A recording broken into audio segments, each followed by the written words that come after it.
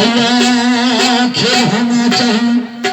और कि जोरावर सिंह राजपूत के हाँ और हमरा सबके दिखा दिए भैया और हमारे विचारियों जोरावर सिंह के खेल भैया और सभा में उच्चारण करिए भैया हो सुना सुना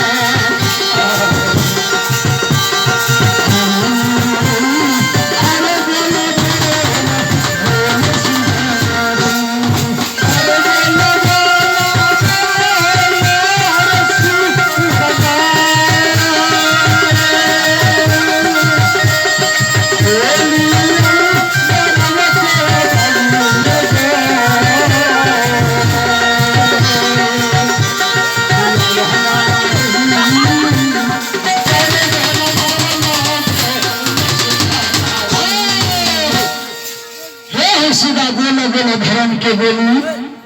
कैसे भैया हो जरा सा लगाई दिए हो बजा वाला भैया कैसे हो सहदरा हो भैया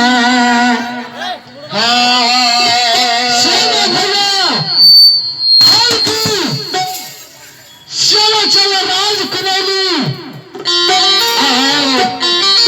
जोरावर सिंह के भैया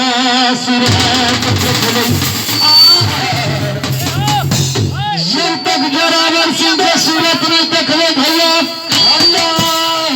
आज तब तक दिल में भैया चैन नहीं होता है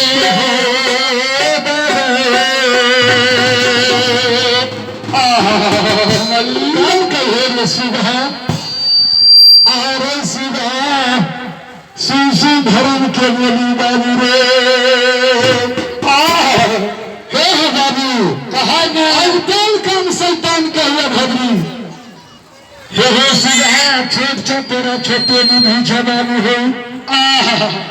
आए न लगता भी बाबू न लगता भी हो भगनी सुबह कैसे भगवान कहे ना हे नाम सुन लिया जोरावर सिंह का हाँ हाँ लेकिन भैया नजर से नहीं देखलिए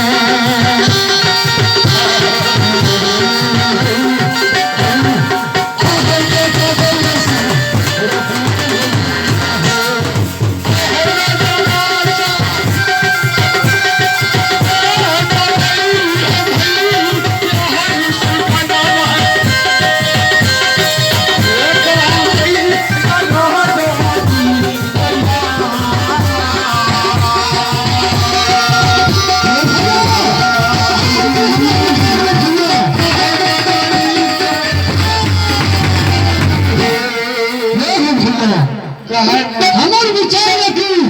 कि और विचार न करिए भैया और ये कोई कल के गोरी न कर भैया हो आज चला चला आज कोई नहीं भैया हमारा जरा वर्षी के न देख लो दिल में भैया चैन नहीं होता है आज देख लिया दिनाराम की सैया बाबा भद्री कैसे हुए सुबह सबसे पहले साधु महात्मा का रूप धारण करो और तब ये बलिदान हो आहे साधु रूप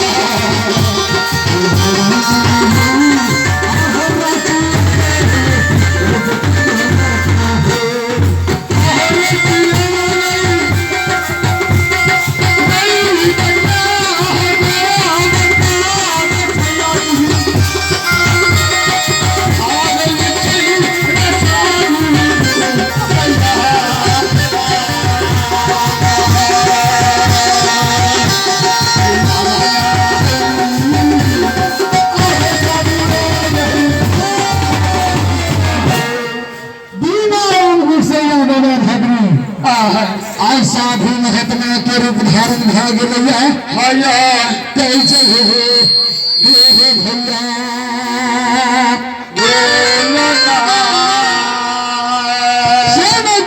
साधु महात्मा के रूप धारण भाग लिया भैया जी और हर बार भैया यात्रा और राजपुरी के बना दिए भैया हो